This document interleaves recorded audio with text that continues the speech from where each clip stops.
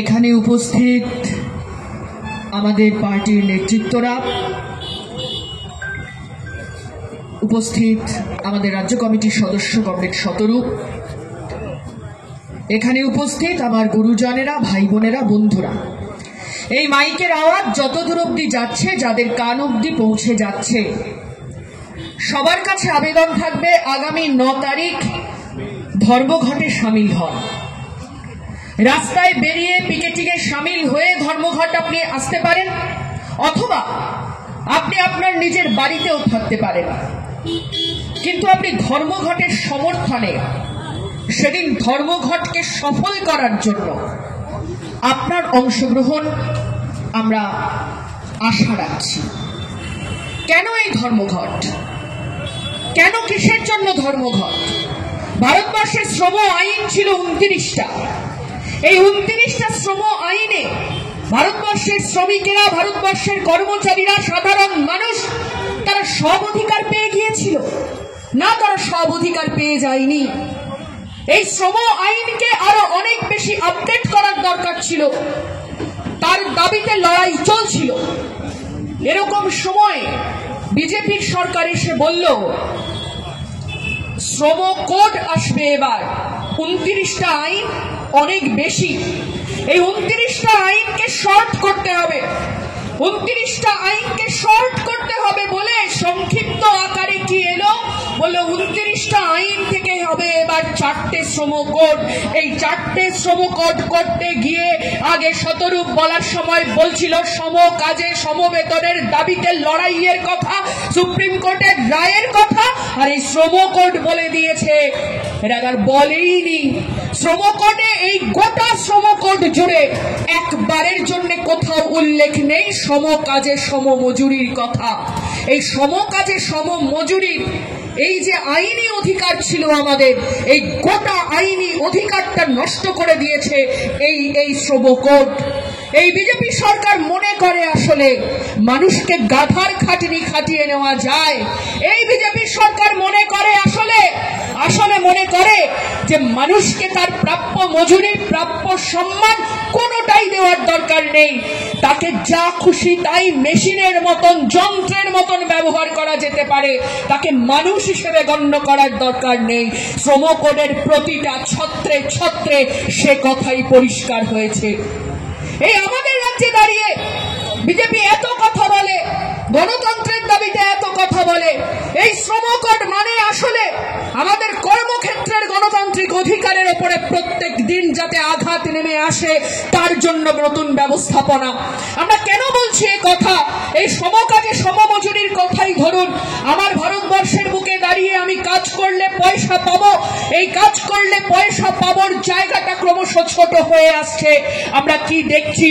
গোটা ভারতবর্ষ জুড়ে সংগঠিত শিল্পের সংখ্যা ক্রমশ কমছে, অসংগঠিত ক্ষেত্র বাড়ছে, অসংগঠিত ক্ষেত্রে কাজ করা মানুষের সংখ্যা বাড়ছে, আবার সংগঠিত ক্ষেত্রে দাঁড়িয়ে যেখানে যা পার্মানেন্ট জব ছিল সেই সমস্ত পার্মানেন্ট কাজ, স্থায়ী কাজ, সেই স্থায়ী কাজের সংখ্যা কমছে।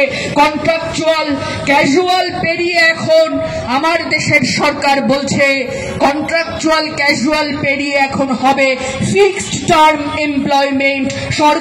সরকারও আপনাকে 5 বছরের চুক্তিতে চাকরি দেবে, 10 বছরের চুক্তিতে চাকরি দেবে, আর তারপর দাঁড়িয়ে ওই 10 বছর পরে আপনি কোথায় গিয়ে দাঁড়াবেন আপনি জানেন না। এমনিতে 45 পেরোলে পরে আমাদের কাজের সুযোগ কমে যায়।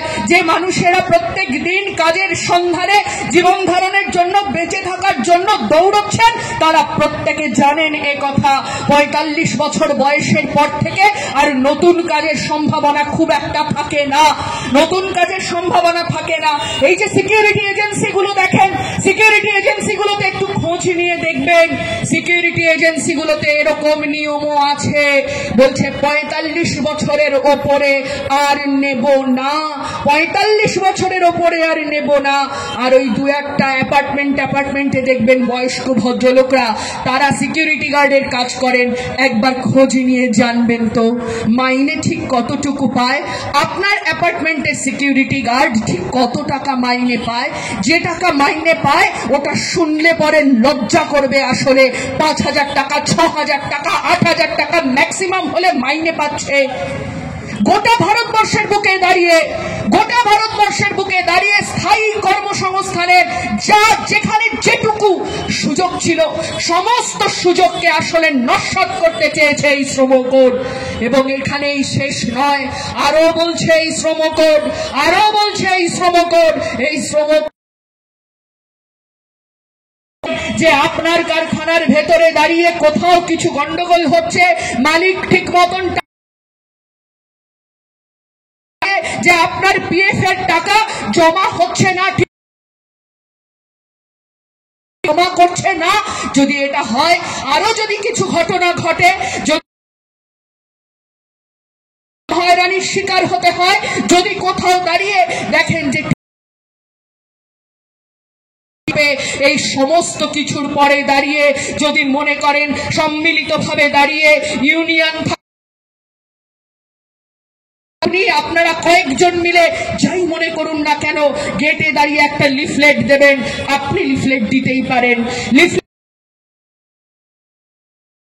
না হয় লিফলেটের বয়ান যদি মালিকের পছন্দ না হয়, তাহলে ভারতীয় ন্যায় সংহিতা জামিন অযোগ্য ধারায় আপনাকে গ্রেফতার করা হবে। আপনি প্রতিবাদ করতে পারবেন না। আপনি নিঃশ্বাস নিয়ে বাঁচার জন্য যেটুকু পরিসর দরকার, সেই পরিসরটুকু আপনার কাছ থেকে কেড়ে নেওয়া হবে প্রত্যেক দিন। কিন্তু আপনি কথা বলতে পারবেন না। আমি বলছিলাম ইউনিয়নের কথা, এখন ইউনিয়নও করা যাবে কোথায় সে নিয়েও সংশয় দেখা যাচ্ছে। আমি বলছিলাম সংগঠিত ক্ষেত্র ক্রমশ কমছে প্রত্যেক দিন। আগেকার বড় বড় কারখানাগুলো এখন ক্রমশ ছোট হচ্ছে, একটু একটু করে কাজটা আউটসোর্স হয়ে যাচ্ছে। এই ধরুন না কেন এখান থেকে বেশ কিছুটা দূরই হবে বাটার কারখানা ছিল, আমাদের সবারই খুব পরিচিত নাম, তাই আমি এই উদাহরণটাই দেখবেন তো। বাটার কারখানা মানে জুতোর দোকান বাটা, সেই বাটার কারখানার কর্মী সংখ্যা কমেছে। আর চলে যান একবার রাজাবাজারের বস্তি অঞ্চলগুলোতে, গ্যাস স্ট্রিটে একবার চলে যান, ওখানে গেলে যে ডিজাইন আপনি খাদিমের দোকানে গিয়ে দেখতে পান, যে ডিজাইন আপনি বাটার দোকানে দেখতে পান, যে ডিজাইন আপনি এরকম আরো নানান ব্র্যান্ডওয়ালা দোকানে গিয়ে দেখতে পান, সেই একই ডিজাইনের জুতো তৈরি হচ্ছে। প্রথমে দেখে আপনার মনে হবে ওই ডিজাইন বুঝি দাঁড়িয়ে ওই সোলের কাটিং হচ্ছে, কোথাও পেস্টিং হচ্ছে, কোথাও দাঁড়িয়ে ওই গোটাটাকে অ্যাসেম্বল করা চলছে একসঙ্গে, কোথাও দাঁড়িয়ে প্যাকেট করা হচ্ছে জুতোটা, আবার কোথাও দাঁড়িয়ে কোম্পানির নাম ছাপ মেরে দেওয়া হচ্ছে। ওগুলো কারা আসলে দেয় বরাত?